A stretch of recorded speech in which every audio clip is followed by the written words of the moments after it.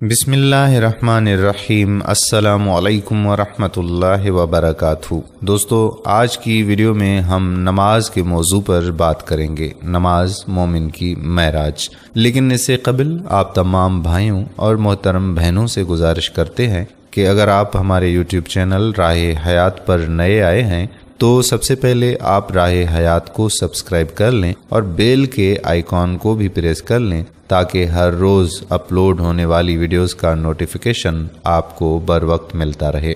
خواتین و حضرات، نماز اس مخصوص عبادت کا نام ہے جس میں بندے کا اپنے خالق کے ساتھ براہ راست ایک ربط اور تعلق قائم ہو جاتا ہے۔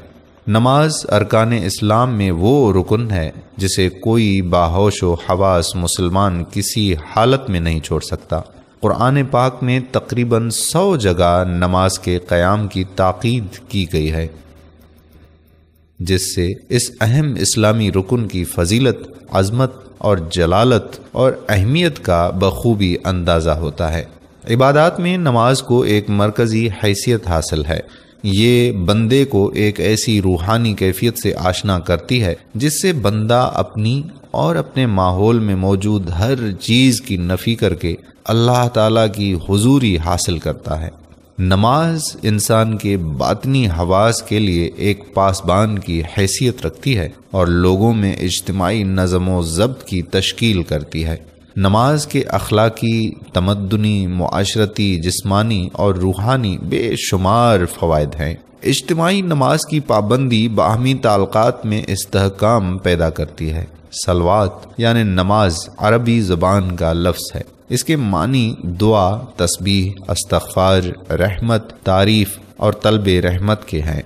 نماز کے معنی تعظیم کے بھی ہیں، یعنی صلوات اس عبادت کا نام ہے جس میں اللہ تعالیٰ کی بڑائی اور تعظیم بیان کرنا مقصود ہے۔ نماز کو ٹھیک طریقے پر ادا کرنا اولین رکن دین ہے۔ قبولیت نماز سے دین و دنیا کی ساری سربلندیاں حاصل ہو جاتی ہیں۔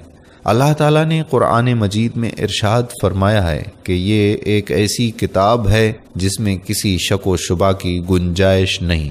ان لوگوں کو ہدایت بخشتی ہے جو متقی ہیں، اور متقی وہ لوگ ہیں جو غیب پر یقین رکھتے ہیں اور قائم کرتے ہیں صلوات، اور جو کچھ ہم نے دے رکھا ہے انہیں اس میں سے خرچ کرتے ہیں۔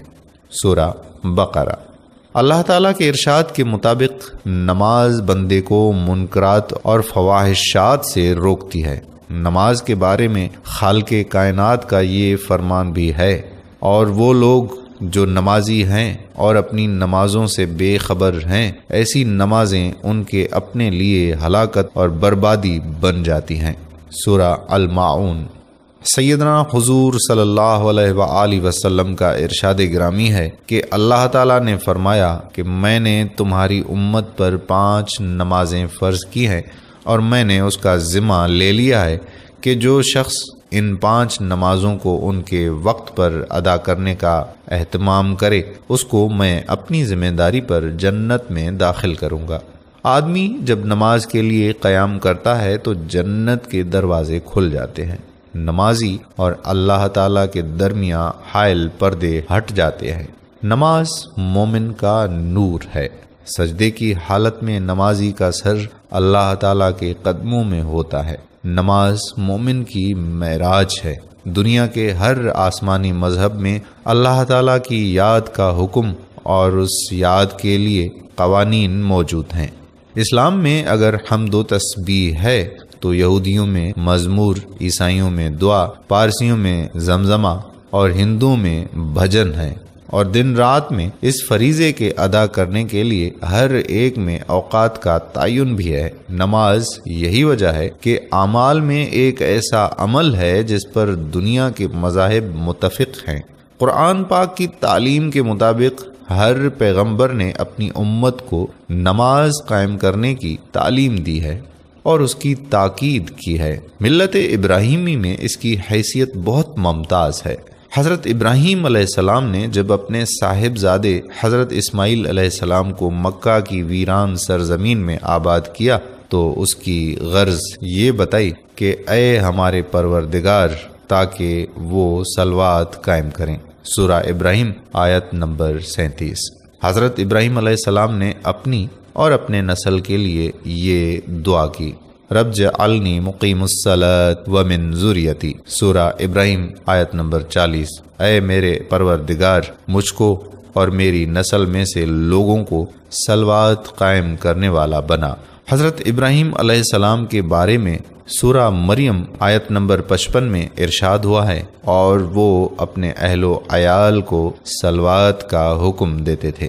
حضرت لوط علیہ السلام، حضرت اسحاق علیہ السلام، حضرت یعقوب علیہ السلام اور ان کی نسل کے پیغمبروں کے متعلق قرآن پاک کہتا ہے، اور ہم نے ان کو نیک کاموں کے کرنے اور صلوات قائم کرنے کی وحی کی، سورہ انبیاء آیت نمبر 73۔ حضرت لقمان علیہ السلام نے اپنے لخت جگر کو یہ نصیحت فرمائی، اے میرے بیٹے صلوات قائم کر، سورہ لقمان آیت نمبر 17۔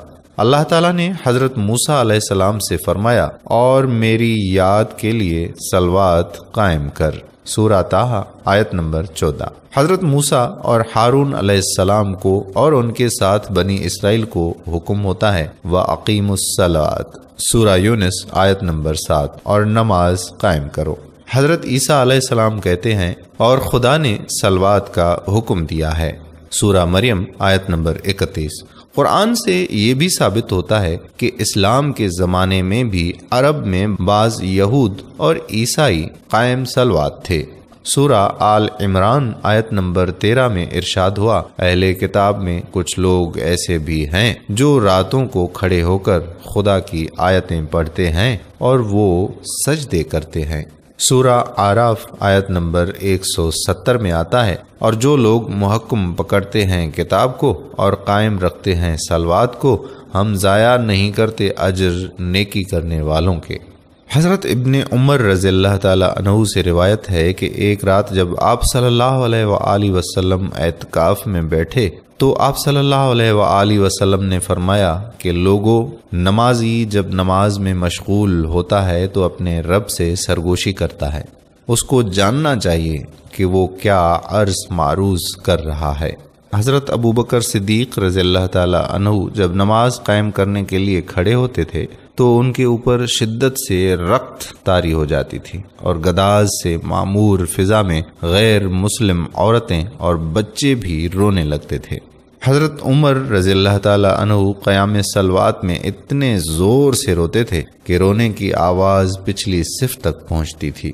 فاروق اعظم رضی اللہ تعالیٰ عنہ فجر کی نماز کی امامت فرما رہے ہیں، صحابہ کرام صف در صف استادہ ہیں، دفعتاً ایک ازلی شقی اور بدبخت خنجر ہاتھ میں لیے ہوئے آگے بڑھتا ہے اور خلیفہ ثانی کے شکم مبارک کو چاک کر دیتا ہے۔ عمر فاروق رضی اللہ تعالیٰ عنہ غش کھا کر گر پڑتے ہیں، خون کا پھوارا ابل پڑتا ہے۔ اس ہولناک منظر میں بھی صفیں اپنی جگہ قائم رہتی ہیں۔ حضرت عبد الرحمن بن عوف رضی اللہ تعالیٰ عنہ آگے بڑھتے ہیں اور امامت کے فرائض پورے کرتے ہیں۔ دگانا پورے ہونے کے بعد خلیفہ وقت کو اٹھایا جاتا ہے۔ حضرت علی کرم اللہ وجہہ جب نماز کا ارادہ کرتے تو آپ رضی اللہ تعالیٰ عنہ کے بدن پر لرزہ طاری ہو جاتا تھا اور چہرے کا رنگ بدل جاتا تھا۔ آپ رضی اللہ تعالیٰ عنہ فرمایا کرتے تھے، اس امانت کو اٹھانے کا وقت آن پہنچا ہے جسے آسمانوں اور زمین کے سامنے پیش کیا گیا، لیکن وہ اسے اٹھانے کی ہمت نہ کر سکے۔ حضرت علی رضی اللہ تعالیٰ عنہ کی ران میں ایک تیر لگا اور آر پار ہو گیا۔ جب تیر نکالنے کی کوشش کی گئی تو آپ رضی اللہ تعالیٰ عنہ کو بہت تکلیف محسوس ہوئی۔ کسی صحابی رسول صلی اللہ علیہ وآلہ وسلم نے مشورہ دیا کہ تیر اس وقت نکالا جائے جب آپ رضی اللہ تعالیٰ عنہ نماز میں ہوں۔ چنانچہ آپ رضی اللہ تعالیٰ عنہ نے نماز کی نیت باندھی اور اس حد تک یکسو ہو گئے کہ گرد و پیش کی کوئی خبر نہ رہی۔ تیر کو نہایت آسانی کے ساتھ نکال کر مرہم پٹی کر دی گئی اور آپ رضی اللہ تعالیٰ عنہ کو تکلیف کا قطعاً احساس تک نہ ہوا۔ حضرت حسن رضی اللہ تعالی عنہ نے فرمایا کہ نمازی کے لیے 3 خصوصی عزتیں ہیں۔ پہلی یہ کہ جب وہ نماز کے لیے کھڑا ہوتا ہے تو اس کے سر سے آسمان تک رحمت الہی گھٹا بن جاتی ہے اور اس کے اوپر انوار بارش کی طرح برستے ہیں۔ دوسری یہ کہ فرشتے اس کے چاروں طرف جمع ہو جاتے ہیں اور اس کو اپنے گھیرے میں لے لیتے ہیں۔ اور تیسری بات یہ کہ ایک فرشتہ پکارتا ہے کہ اے نمازی، اگر تو دیکھ لے کہ تیرے سامنے کون ہے، تو کس سے بات کر رہا ہے، تو خدا کی قسم تو قیامت تک سلام نہ پھیرے۔ تو دوستو، یہ تھی ہماری آج کی ویڈیو۔ میں امید کرتا ہوں کہ آپ کو ہماری یہ آج کی ویڈیو ضرور پسند آئی ہوگی۔ پسندیدگی کا بہترین اظہار یہ ہے کہ آپ اس ویڈیو کو لائک کریں، شیئر کریں اور نیچے دیے گئے کمنٹ باکس میں اپنے کمنٹس بھی ضرور تحریر کریں۔ آپ سے آخری التجا کہ آپ ہمارے چینل راہ حیات کو سبسکرائب کر لیں اور بیل کے آئیکن کو بھی پریس کر لیں۔ جزاک اللہ خیرہ۔ آنے والی ویڈیو تک قادر کلہوڑو آپ سے اجازت چاہتا ہے۔ اللہ حافظ۔